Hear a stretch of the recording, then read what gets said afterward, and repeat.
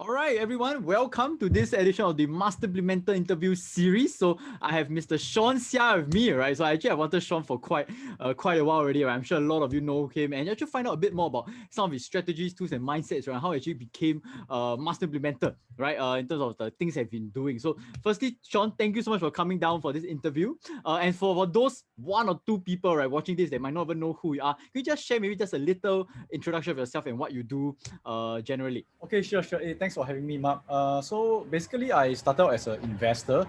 No, actually, I started out as like a civil servant. I was working and I decided I want to invest. I wanted something different for myself. So started investing and a couple of years later, achieved my financial success. And after that, got invited to conduct workshops, went into the seminar areas. That's where I began to build a business and interestingly managed to build it to a certain amount of success as well. So managed to travel around the world to 24 different cities. And it's a very enjoyable thing to really share ideas, share knowledge. And frankly speaking, right, when you share, not only do you like get paid to share, you're also learning a lot when you're sharing.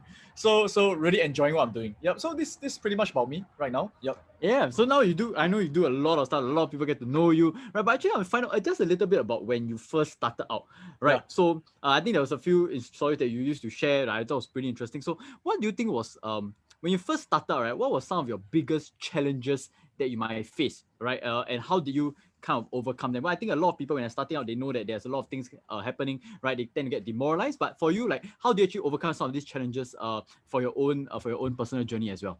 Yeah, I want to share something. So I've been thinking about this recently, and I also want to challenge the audience. Do you all think, like, for example, when you start to have a goal? So for me, I have a goal of wanting to invest successfully so that I can so-called quit my job, have a dream lifestyle. Frankly, that was my goal at the point in time.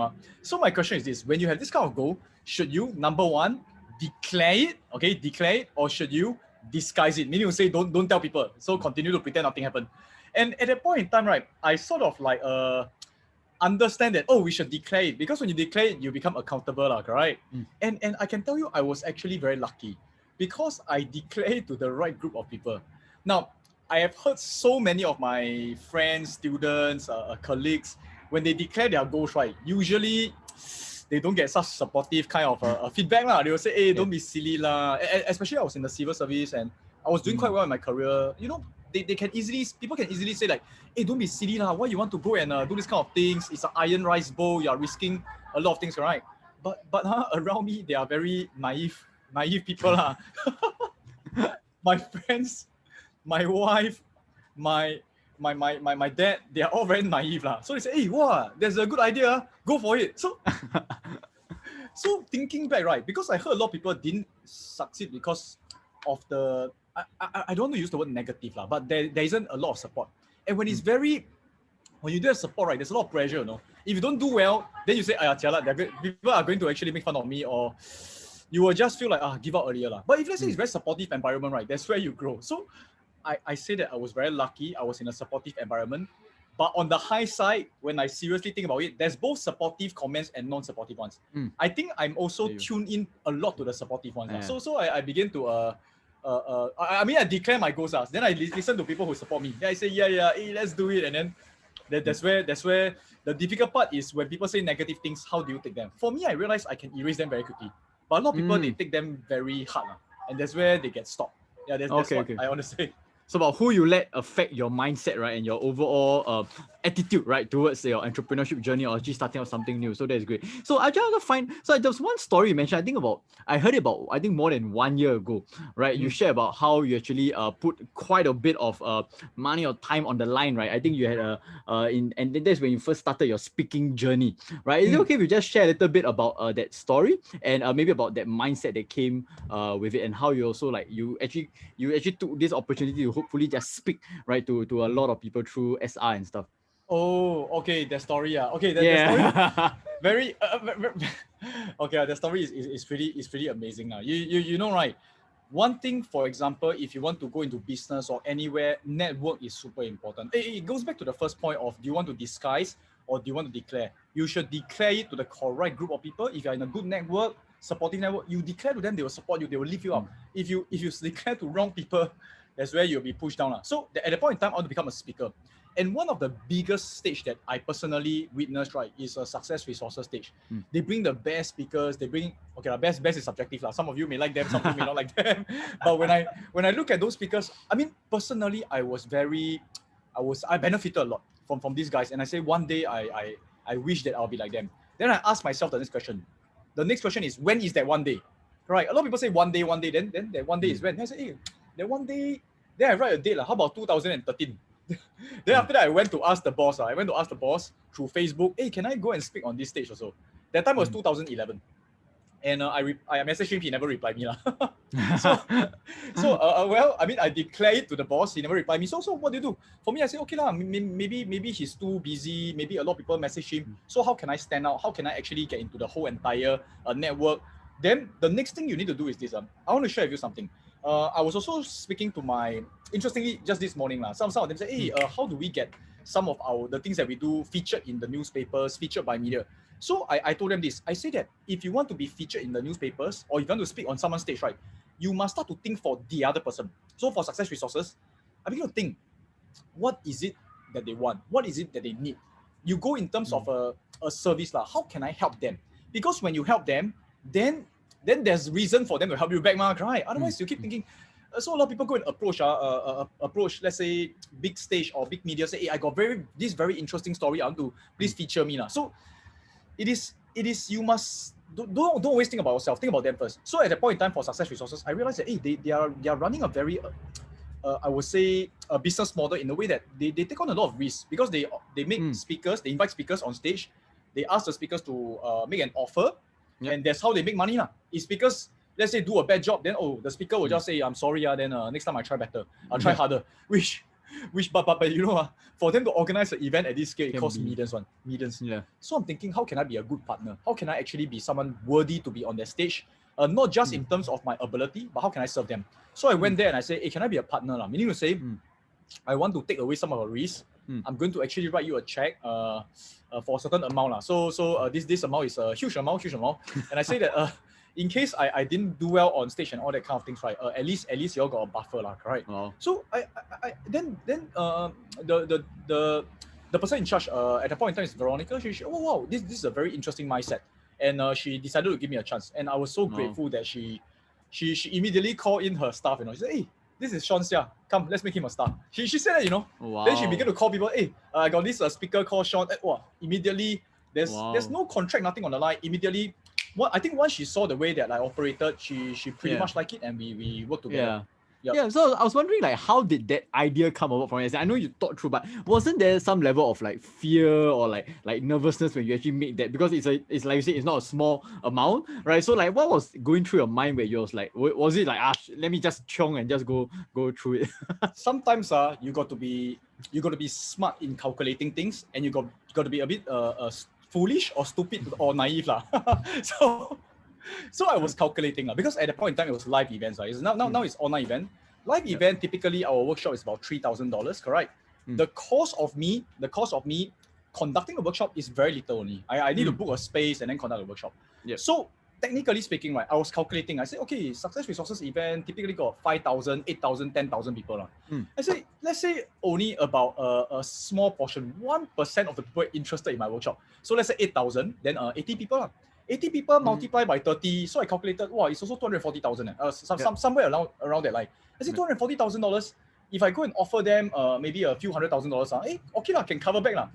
If I'm just thinking worst case scenario, only 80 people interested. I conduct free workshop, but I get the branding, I can do the network. So that's my naive self. Talking it was a very calculated risk, right? And you will risk reward, and you use that of being scared. But my thing is, I think a lot of people be like, wow, why would I ever want to go and risk to that level? I think I love how you actually did a much more calculated risk to do so. So actually, right. So I'm just curious, in both because I know right now you teach a bit more business. In the past, you were known as Asia's Buffettologist. Everybody knew you, right? So actually, over your lifetime, right, how many students do you think you have actually trained and spoken to?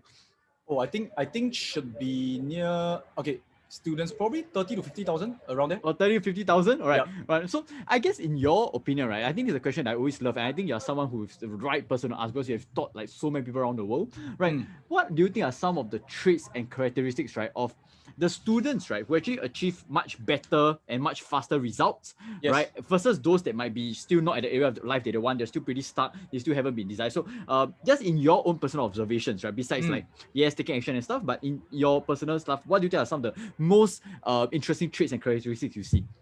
I think, right, over the years, I realized the successful ones have this trait.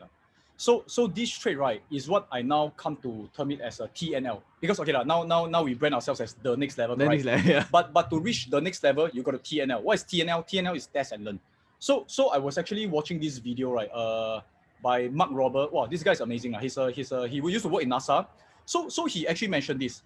And I find it to be very true. He said that last time, have you played this thing called Mario before? Like Super Mario and things like that. I mean, maybe you're too young, I don't know. You play computer games, right? Yeah. So you jump, hit the thing, eat the mushroom, then oops, accidentally got killed by an enemy. Then how? Are you going to cry and then throw away the computer game? No, you say, oh, now I know that the enemy will appear here. So next round, you will avoid the enemy. Then after you jump, you drop inside the hole. So you say, oh, now I learn, I will drop inside the hole and I'll avoid the hole. So we keep testing and learning, but we treat this like a game. We know that, hey, it doesn't mean the first time you play the game, you will go all the way to the finals or kill the big monster and then save the princess, right? So same thing. I think a lot of the successful students, entrepreneurs, investors, we have very realistic expectation. A lot of people, we attend, later if we got time, we can talk about recently, maybe some people sort of like bashing out seminar providers. I think there's a certain reason to that. So a lot of people attend seminars, they say, wow, this is a proven formula. Meaning to say, if it's proven, I don't make any mistakes if I follow the steps, which is not true. It's not true. It's just like swimming. I can teach you how to swim, like a breaststroke. Is it proven? It is proven, what? But if let's say your muscles are not conditioned, the sea condition is very rough, you jump into the sea, you try to swim and then you die, not die, choke on water, and then you come and say, hey, this method is a scam. It is all about understanding that it takes time for you to master, it takes time for you to test and learn. I think this is a very important mindset for people who want to become successful. Yep. Yeah, I love it, right? So I think just to go a bit deeper, especially at this space where a lot of people are talking about it right now, like, do you think that like people, right, who don't invest in programs or self-education and just like for example, like I said, like bashing up like all these seminar providers, like do you think they are likely to be successful as well, right? I think that's one big question. Like, do you think that yes, right, only people who are open to learning, right, to invest in programs, seminars, right, and they are the people much more likely to succeed? Because there's this group of people, they feel that, hey, I can read my books, I can watch YouTube videos, right, I can watch online courses by myself, right? What do you think about this group of people and like just your general thoughts on these thoughts? I wouldn't blanket everyone as like all people who feels that it's not necessary to attend seminars will not be successful, because the truth is I met very talented people.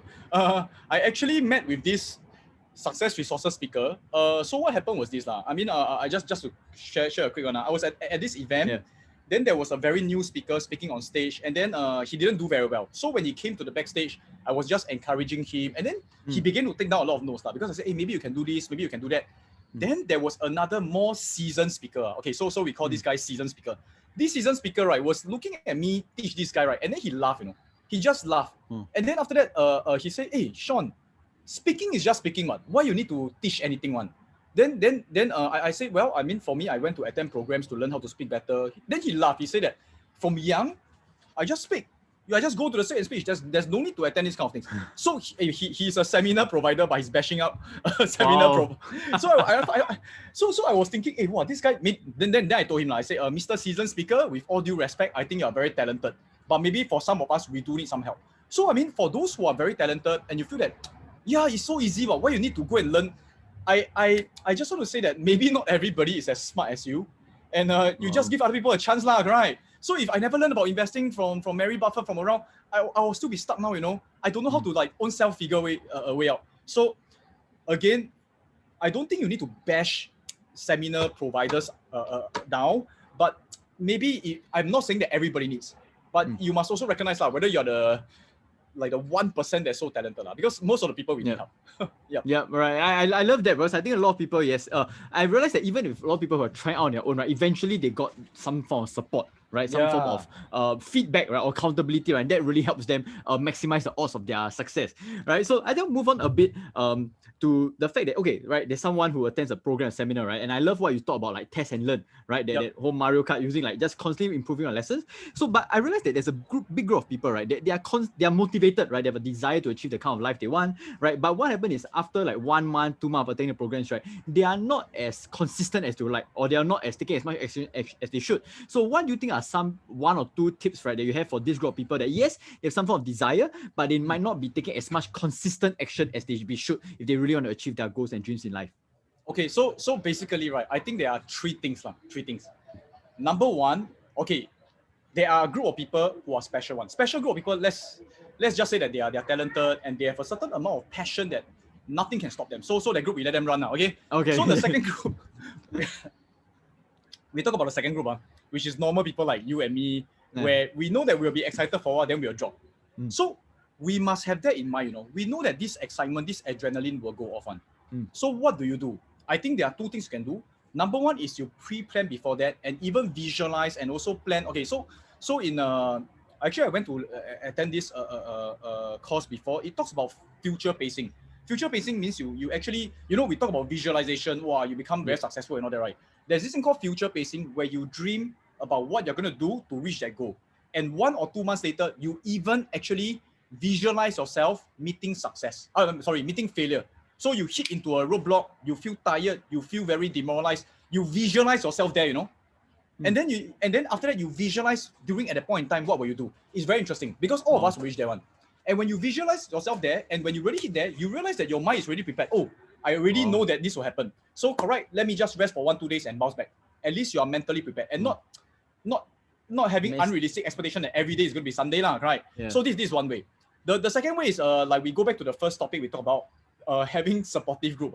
So okay people may say that, oh, now you're trying to sell us something or membership and things like that. Well, yes, maybe no, but what I'm trying to say is at the point in time, I didn't join any membership or what. It's just that my friends are naive enough to believe in me and support me. So when you have a supportive group, treasure them.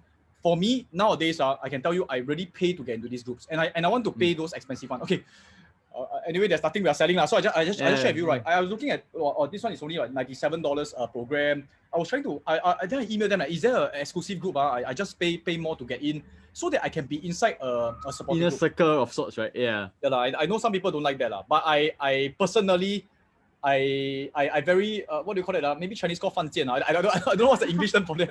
I need this kind of support, and I feel a lot, because motivation is real. People say, oh, you're motivational talk. I can tell you, all this motivation, it is one component of success. It is an important component. Of course, you need techniques and things like that, but the ability to have the drive is very important. So you must structure yourself to be able to be successful, either through you yourself planning ahead, or you actually structure it through your environment, through other people supporting you. So I think that's very important.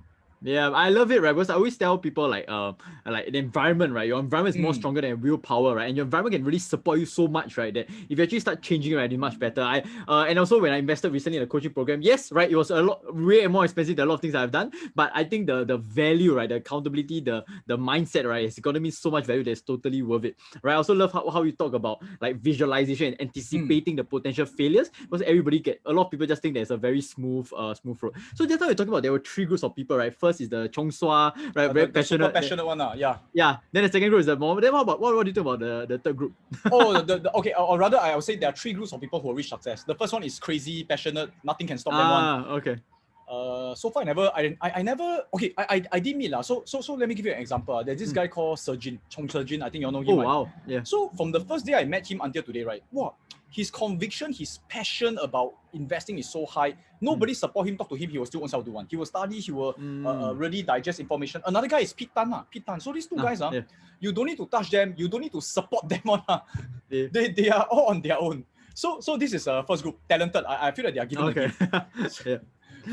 For me, I'm more like the third group, which I feel that I need people to mentor me, need people to support me, and I feel that when there's accountability, so I declare my goals to the right people, I actually get supported, and I'm so called the second of the group. Now the last one is those who actually, they are not super passionate, but they have discipline. So it is not passion that drives them. It is they already know that One day I will feel like shit. Today, I hate working out, but no problem. I will still work out even though I hate it. The first group is they love the pain, they love everything. So they're okay. So either they have passion, either they have discipline, or they have a supportive group. Okay. I think so far I see more than 50%.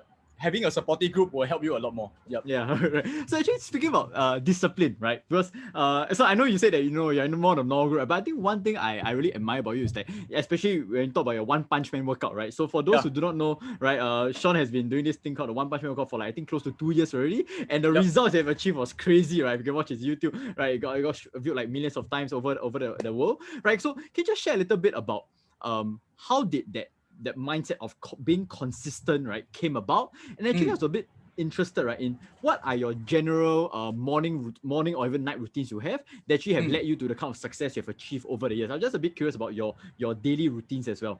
Okay, sure. So the first thing about the One Punch Man workout, right? Actually, you think about it, it is because I declare my goals on the internet. So once I declare it and I'm accountable to a lot of people who are now watching me, especially after I do the first 30 days, right? Wow, my videos got millions of views, People can recognize me on the street. Now I'm accountable to the general public in a sense, which actually nobody cares. But in my mind, it's like I feel that, wow, now if I don't continue to work out, I'm a liar, I'm a liar. So you can see, it goes back to the point that I have a support from an invisible force, from the views, from people commenting about me. And okay, as you do that, right? Okay, so I backstep a bit. So if you're very passionate, you're very disciplined, or you have a supportive group, after a while, after having a certain inertia, let's say after few months, after 1 year, right? All these will help you form a new identity. So now I am the One Punch Man. People look at my videos, don't look at my videos, I don't care anymore, because I look at myself as that One Punch Man guy who works out every day. So I know that I'm supposed to be like that already. So it's a brand new identity. The identity is very important. So now, this identity, right? Therefore, I will tell myself, if I don't work out, it's not me anymore. So I will just work out. It becomes a habit, it becomes a routine. But when you talk about daily routine and things like that, correct? Actually, every morning, I like to wake up early, and I like to practice this thing called discipline. I first heard this term many years ago when I attended. I was at the office of My Valley. So Vision actually talked about it. Interestingly, after he talked about it one time, I never heard about it anymore. So, but it is generally, basically discipline, right? Is every morning you think about two things. Number one, think about the things you are grateful for. So you start your day with something that you feel good, right? Like, and for people who think that you have nothing to be grateful for, try to maybe just take a knife or axe and chop away your leg, okay, or something like that. Then you realize, oh shucks, actually I got a leg, So whatever you have around you, sometimes we take for granted. You imagine that if it's taken away from you, how will you feel? Then after that you realize, oh, it's not taken away from me. Wow, thank God. So you feel grateful. So when you start with things you're grateful for, right, at least you feel happy, This is one portion. Now, so this is one part. The next thing is, think about the goals you want to achieve. Because if you're just happy, oh, okay, I'm very contented, very happy already, then just like that. After a while, you may feel lost. Like, oh, so this is my life. Can die already. Then no point living. But have things you're happy for and say, okay, let's aim for the next goal. So this will create this thing called a peak state. Peak state is very powerful when you know what you want, but at the same time, you are also very happy and grateful for what you have. So a lot of people, right? Also, so maybe I dive in a bit more because I love this concept. Yep. If let's say you only know what you want, you got goals, but you're not grateful one. Only when you reach your goals, you become grateful, right? Yeah. This will create stress, a lot of stress, and you can see people very angsty and things like that. And these people, they are very goals driven. They achieve things, but their life like quite sucks on it. Every day unhappy or not. So there's no point, right? However, on the flip side, if you're only grateful but you don't know what you want, then you become very lost. Like after a while, there's no hunger, nothing. So when you combine these two, wow, I can tell you, very powerful. Yep, it's a discipline. So you must have the discipline to feel that there's a bliss. Correct. There's no idea. Yeah. So there's more like for you to feel centered and also to enjoy the process. Right? Because I think one thing about you, like you get so many things done, right? And I think something that's a very powerful tip for people, right? That yes, right, you also got to remind yourself what you want to achieve, but you also got to feel good. And actually, I think that's why you also enjoy the process over the past couple of years, right? I think right now you're more focused on helping people to launch online courses, businesses, right? But also you're doing like One Punch Man. You're just enjoying whatever you're doing right now, which I really admire, right? That's something that I really want to do for myself as well. Yeah. All right. So yeah. Yep. So I think the next one, I'm gonna shift a little bit into more whatever that's happening right now, right? So as of this video is taken on November 2020, right? And Yep. I think I'll ask you a bit more about the stock market, right? Okay. Right now, right? So what are your general thoughts about the stock market? If you could just share a little bit, right? And maybe one or two things that you actually are looking out for, right? As we move on to the end of the year and start of 2021. Right. So for the stock market, right, I constantly ask myself, like a lot of people like to ask what stocks to buy, is it a good time to enter and things like that, like and things like this kind of things. So I always try to change the question into a way that makes me very centered back on the fact that stocks are businesses. And you know, there are a few key rules when you buy stocks. Number one, of course, you buy stocks that you understand and you believe in. And then number two is like you buy stocks that you want to hold for the long term, because in the short run, we can't really guess what's happening. So let me give you my sense of what is happening right now. Right now, I think there are some good news and there are some bad news now. So right now, as we speak, there are talks about the vaccine being actually approved and going to be distributed by Pfizer. So this is a pretty good news. And for me, this was my main concern, because prior to that, if you have been watching my Facebook, I keep saying, well, I'm not going to invest right now because I'm going to keep a lot of cash right now. I'm not going to invest. Reason being, right, I feel that as long as COVID is not being solved, I'm not going to actually invest.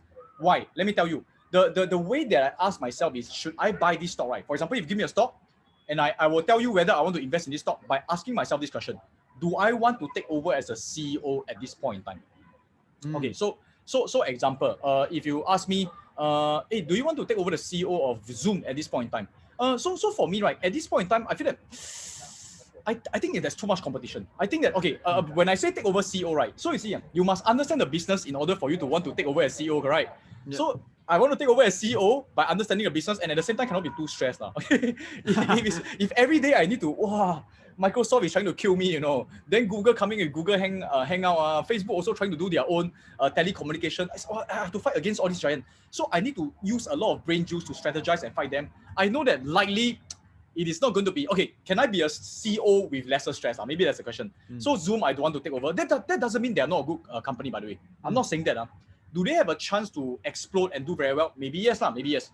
But I think the risk is very high. So I won't take over. But if you ask me things like, do you want to take over Google as CEO? I say, okay, I'll take over. Just launch a few more projects. I think it's much safer. So please understand, I'm also at a stage where I am not so, I won't say I'm growing my wealth aggressively. I'm more like a bit of protective, and also like still want to grow. I don't want it to die. I don't want to go into dying business. You ask me to take over business like Kodak, Fuji, maybe I'm not so interested.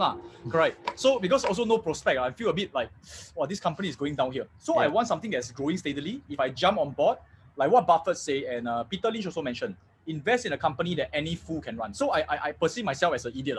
So I'm a fool. I jump in. I go and run the business. If I believe that I can still run the business steadily, okay, I don't mind investing. Okay. So now a few months back, or rather maybe 1 month back, before Joe Biden wins the election. The war. The war, sorry. Yeah, it's like a war. If you ask me to take over as CEO as any company, I'm also not too sure, Because the thing about this is, with Donald Trump still in position, he's very focused on the economy. He's not so focused on COVID. But imagine running a business while COVID is happening. Do you dare to actually run a business or not? For me, I find it very stressful, and therefore, it is so stressful to run a business, and I don't know which business I can actually take over. I love Disney. I love Disney, But you ask me whether I dare to take over the role of Disney CEO at this period in time, my answer is no, I don't dare. But you see, I don't mind taking over Netflix for a few reasons now.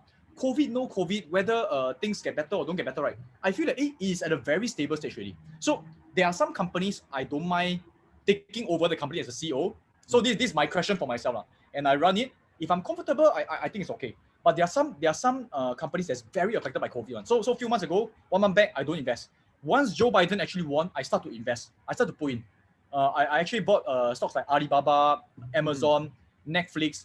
Few months ago, I wouldn't. I mean, about almost 1 year ago, you asked me about Netflix. I'm not so convinced, But I mean, this is what I usually do every day. I watch Netflix. I even cancel my StarHub to watch Netflix. So I realized that it's becoming very powerful. And if I'm the CEO, I don't feel so stressed because I have the brand name. I have the money to actually bring in better things. So roughly right now, I'm starting to invest, and I'm okay. Even if it dips a little bit further and things like that, I'm okay right now. I'm quite comfortable with the stock market right now because I'm comfortable with the business market. Yeah, because of the businesses. So I guess for some people, right, I think the question might be like, okay, so if I'm not a business owner, for example, right, and yes, I can be reading financial statements and stuff, right, but how do I really hone the mindset like you, like for someone to really have the perspective of a business owner, like any tips or any I think or advice you have for like group of people that, hey, actually I want to start honing my business mindset better, so actually I Right. can invest better. Is it like any tips for them? Actually, a few years ago, right, I asked a group of my friends, I say, what's your favorite investment books? So I was expecting, by Peter Lynch, by Mary Buffett, by, let's say, Philip Fisher. You know, those group of investors that I met, right? So we have this very private group. The books they tell me, right, are things like by Jim Collins, Good to Great, Wow. E-Myth. It is all business book. Right? Then I said, hey, I told him, I said, this is not investment book. He said, this is investment book. This is business. If you don't understand business, you look at numbers. Numbers are always talking about the past. When you look at the net profit this year, they show you what is net profit. It's already past, right? Correct. So you're always looking at past numbers, which is a good indication, but you are always walking on one leg. One leg is the past. What about the other leg, which is about future? If you don't understand business, you can never invest very strongly. You need to diversify a lot. If you just look at numbers, cannot. You need to understand business. So read business books by Jim Collins. Another guy that you all can read, not really business, but you can read by Malcolm Gladwell. These books, or even Peter Seah, so a Fifth Discipline, all these leadership book, business book, right, allows you to understand how difficult business is, so that you also don't become too overconfident when you invest, but you also understand that, wow, business is there's a certain art to it. There's a certain like a forecast or prediction to it. Yep. Oh, I love it. I love it. So like, instead of just reading pure investment books, right, but actually you also try to see how you can see from the ground of the CEO, of the people, right, and then actually that helps you to analyze the company way better and way much more like much higher conviction of the company, because you actually understand the business. Yep. So one quick question, I think we discussed it maybe a few months ago. I'm just wondering if your thoughts might have changed, right? Which is actually this whole thing called Bitcoin, right? I think we know, yes. and I think Pete and all has been talking about it recently. It spiked up, right? I think even Chicken Genius has been talking about it. So like generally, right, in terms of blockchain, Bitcoin, what are your general thoughts about it, and have you ever considered investing in them? Actually, can just buy the ETF lor. Okay, but again, I want to say that I don't understand Bitcoin very well. I have not spent a lot of effort to try to understand. I mean, I did try to, that time I mentioned, I tried to open a wallet, try to buy things, I tried to understand it, but I did not spend a lot of time to understand it. If you have a feeling that it's going to go up, you can do the VC approach, which is venture capitalist approach. There's this guy called Reid Hoffman. He's the founder of LinkedIn. He mentioned this at his own venture capitalist. He divide his funds into 70, 20, 10. 70 is those he call it sure Q1. He knows that very steady stock, so you can apply your growth investing, value investing. Another 20%, but remember, he's his VC, so he can actually structure them differently. Another 20% is complementary to his 70%, which you know that shouldn't go too far off. So example can be a little bit higher valuation like Netflix. All this is it's not a traditional investing kind of things, right? But okay, not bad. You can invest. And the last 10%, right? You go and buy and know that there will be like a 1 out of 1,000 chance it will succeed. So high chance it will not succeed one. So if you ask me to categorize Bitcoin, probably it will be the 10%. Not because Bitcoin is a sure, I mean, or high chance to fail. It's because I don't know enough. But I got a sensing that, makes sense. This digital currency, I guess there's no escaping it. There's no way to shut it down. It's going to be the thing of the future. Now, if you are not sure which cryptocurrency to buy, just everything buy a bit. Like 1,000, go and bet on, I mean, it depends on your portfolio. Or $100, go and bet on the 10 veteran coins. If one of them become 1 million, also okay. Then you make 1 million. Correct. Diversify a bit. So that's diversify a bit, So be a bit more careful, at least. So at least you're not so affected, right, if any of things drop. Because you also use portfolio management and apply it to Bitcoin. So that's great. Okay, so the last investment question, right, I guess I have for you before I think move on to the final part is like, I think a lot of people have been asking me and messaging me. I don't know if that's been the same for you, which is what do you think of China, right? Because US, I think a lot of people are saying through the election, people think US is going to be down, it's screwed, right? Fed and everything is going to go crazy, right? And so one thing they're looking for is actually the rise of China as potentially, who knows, right? The leader of the world or something. So what are your general thoughts of China?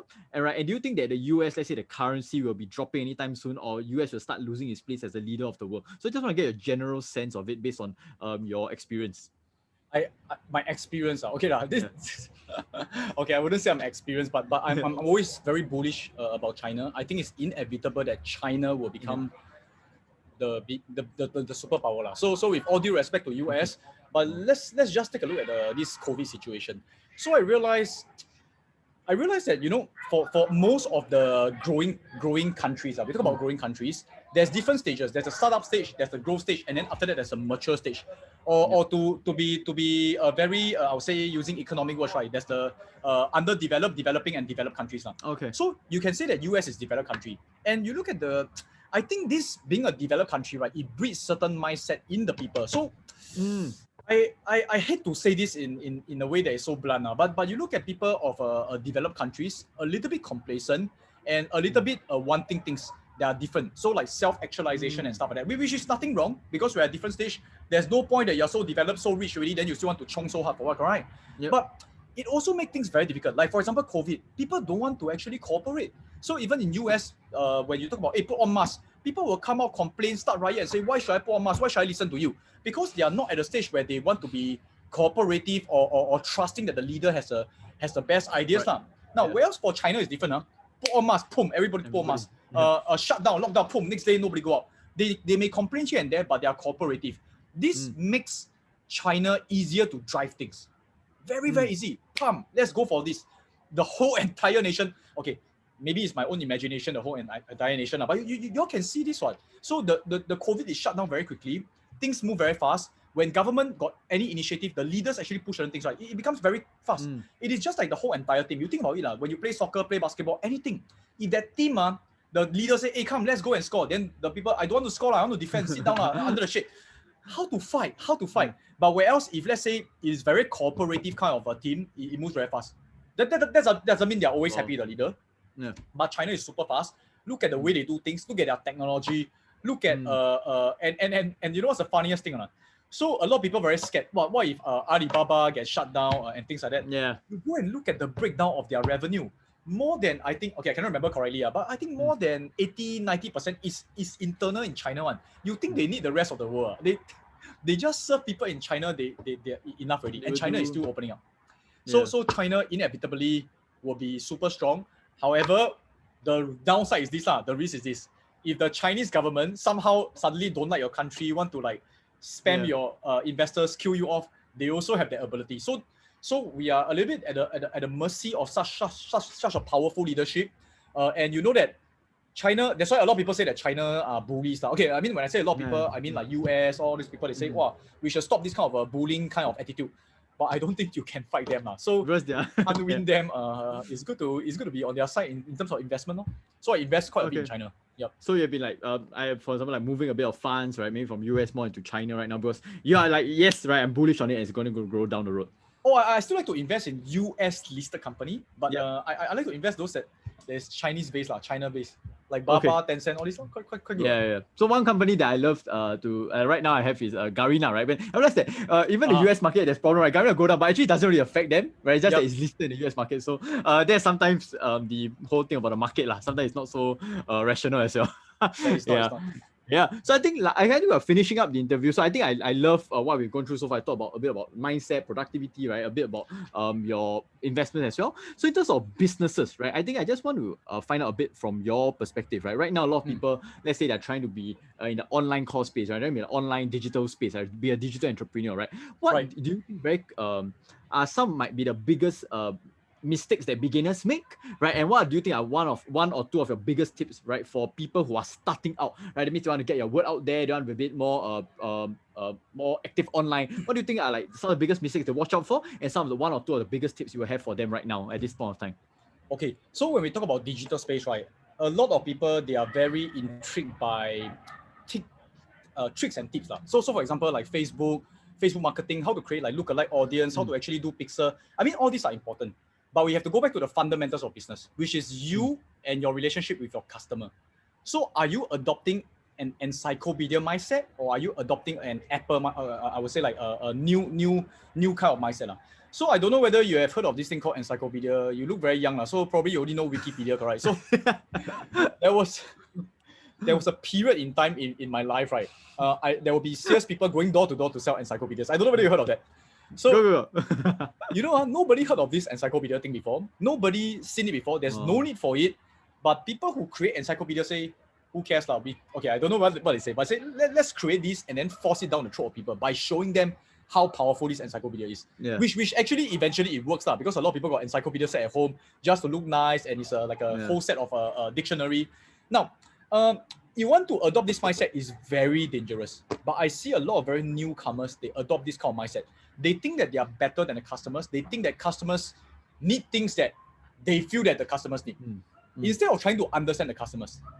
Which, I can tell you, very, very tiring. When I was coaching, I can tell, when I say tiring, it's like, some people are not so coachable because when I try to coach some of them and I said, hey, example, some of them, with all due respect, I use this example just to share what my experience is. So there are some of my trainees and students, they are from the insurance industry. So they are financial planner. Now, personally, I appreciate insurance a lot. But you must understand that not all the customers like insurance. These are things that customers need. Yeah. But these are not the things that they desire. So I actually came out with this thing. There is a push topic where you try to push and force things down them, or there's pull topic where you talk about it, people will come to you. So I told my students to imagine. Let's say imagine you are having a class reunion. People you never see for a long time. And there's 100 of them, and each of them are in pockets talking to themselves. And you just join the party, and then you walk past them with your cocktail and food. You want to see which group to join, correct? So imagine you go to this group, and then there's this guy talking. So you haven't joined them. You're just passing by. You can decide to join. And this guy said, hey, recently I joined the insurance industry. Hey, let me tell you about the best insurance. Let me ask you this. Will this be a push topic? Meaning you say, better go away, man. Or tell me more. So better siam. Everybody also knows like better siam, correct? Why? Because there's a certain perception that this guy's going to hard sell you. Now, with all due respect, I'm not saying insurance is a good product. It is just that this industry, or when people associate certain things to this particular thing already. So you don't be so stubborn and say that, no, I want to create an online course on how to choose the best insurance. You can go and create lah. Who will buy? Nobody will buy, except maybe your competitors who sells insurance and say, hey, I want to see how this guy do it, right? Now, think about what your customers, what will pull you into the conversation. So example, if this guy is saying, oh, recently I did this property investment and I make I don't know how many percent. Wow, I can tell you the crowd will become bigger and bigger, correct? Whereas if you talk about insurance and say, hey, I tell you should review your insurance plan, I tell you people will start to actually sneak away, then left that guy talking himself, correct? So you must be very aware what is a push topic and what is a pull topic. And I understand what is good for the customers may not be what they want. I fully understand that. But if you cannot even get them to listen to you, there's no chance of changing their life. So maybe just one final example that I always use is this. Example, you must treat your customers like children, little children. So children, they need to eat healthy, they need to do their homework. But if the first thing you see them and tell them, hey, come, let's go and do homework, confirm they will hate you, right? Or they will like feel that you are a joy killer, you're here to destroy their life, right? Instead, what do children like? So what do you think children like, Mark? Toys, games, ice cream. Games, right? Ice cream. Then imagine this is a different approach. So you go to the children, hey, guys, do you want to go and play computer games? Or confirm they want, right? Then after you say, okay, so now it's 3 o'clock. At 4 o'clock we start playing. So quickly finish your homework. Then we can play at 4 o'clock. Okay, come. So quickly do. You see, you serve the outcome of getting them to do homework, but you approach them with computer games first. So same thing. If let's say you want to sell them insurance, you approach them and say, hey, guys, do you know you can grow your wealth at certain percent? And let me show you the investment tools. When they are interested, you say that, by the way, the whole entire wealth roadmap, right? After you make money or while you're making money, you also need to protect your money, correct? So insurance is also very important now, must have balance. So that's where you can review your insurance, see whether there's pockets of money for you to invest, or review your insurance to see whether you are properly protected. That is the approach. And I think that just like people who want to do well in business, correct? I mean, parents also. Parents, when you do business with your kids, some people feel that just because you nag your kids, you are doing them, you already fulfill your responsibility. Just because you go and try to do Facebook marketing at your customers, sell them things that they don't want, you feel that I done my best and they are stupid, they don't really understand.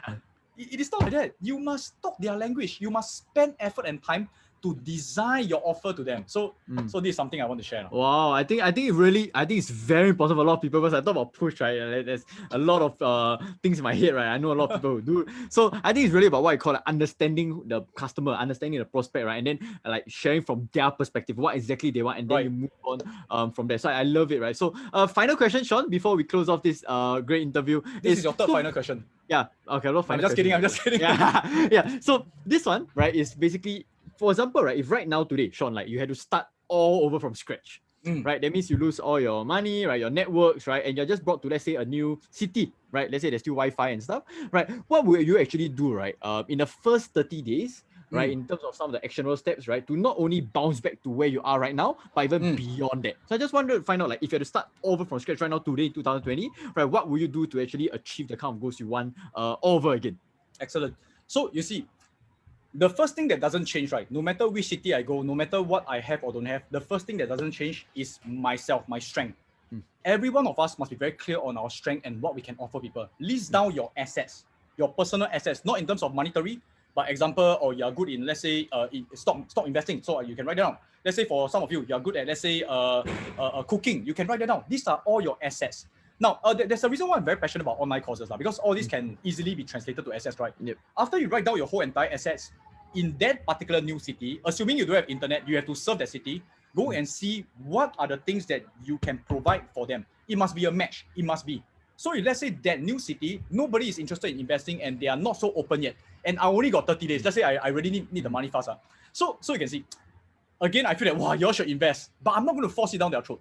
And for them, they rather not invest. They rather, let's say, plant potatoes or whatever, which actually is a lousy idea because I don't know how to plant. Okay, let's say they want to work out. They say they like to work out. I say, hey guys, let me share with you how to work out. I provide a service to them. If need to, go and find a job. I mean, I'm talking about even right now, and I like this idea because when COVID happens, this place has become a new city.